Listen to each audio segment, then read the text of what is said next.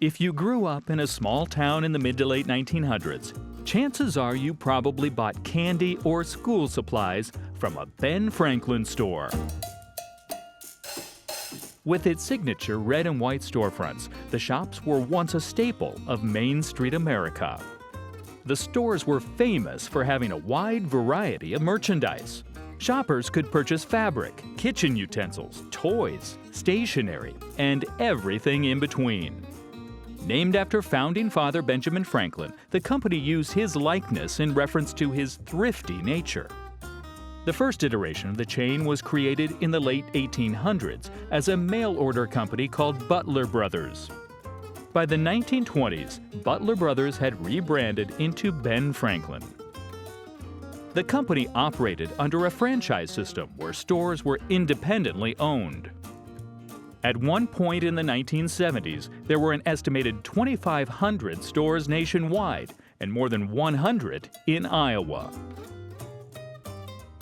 As larger craft stores and big box chains began to dominate America's retail landscape, many Ben Franklin stores found it difficult to compete and closed. The Ben Franklin Company eventually went bankrupt in 1996, but a handful of stores managed to stay open for many years by operating independently from the parent company.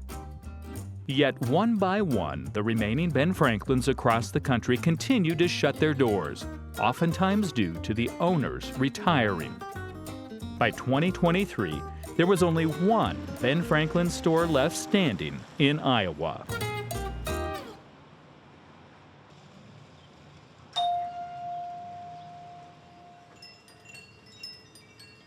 We're starting to get in our summer items, so our seeds and everything are coming in, and some of the decor items.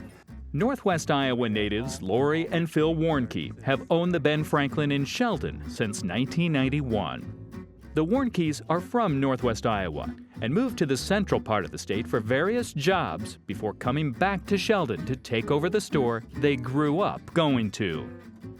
I used to come here every Saturday with my mom and siblings and do our Saturday shopping and candy and school clothes and notebooks and pencils, and yep, we grew up here.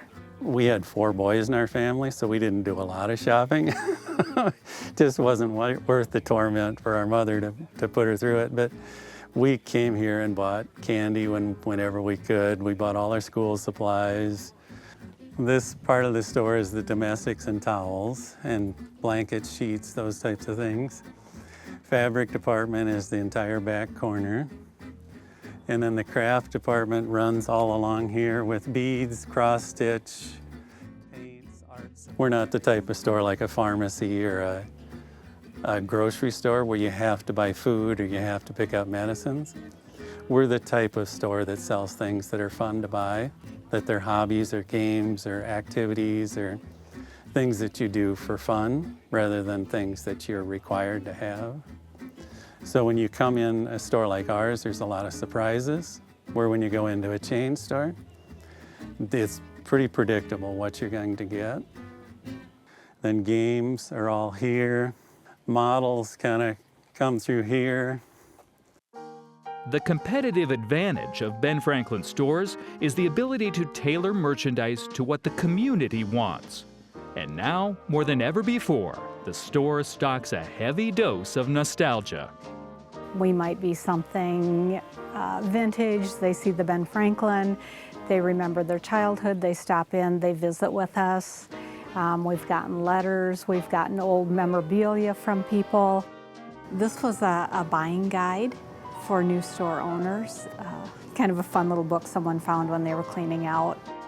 Some other little cars that someone brought to us. They were cleaning out Grandpa's house and they thought that we would enjoy them. Hi there. Hi there.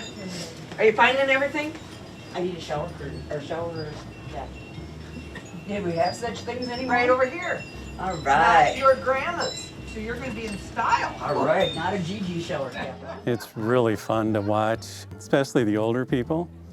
They get out of their cars and their faces light up and they're excited to come in, and a lot of them take out their phones and take pictures, and Coming in our store reminds them of the store that they grew up with, that they got their first piece of candy with their allowances, they got their school supplies, all of those kind of things. The younger people drive up and say, "What's this? What's a Ben Franklin?" But the people that are in their 40s or older, they grew up with Ben Franklin's as a part of their community. It's worth mentioning that many five and dime stores that were once Ben Franklin's continue to thrive, just not under the original name. So why do the Warnkeys keep the Ben Franklin branding? It's familiar to customers, and it's been here for almost 100 years now. It's pretty hard for us to change it. And even if we did change it, it still would remain the old Ben Franklin store. So it's just a little bit of nostalgia for us too, to keep that name as long as we can. Kathy, please call the front. Kathy, call the front. We wake up every morning and we're anxious to come to work, and this has been a way of life for us for 33 years. And we still find excitement in coming to work and meeting our customers and being a part of this store.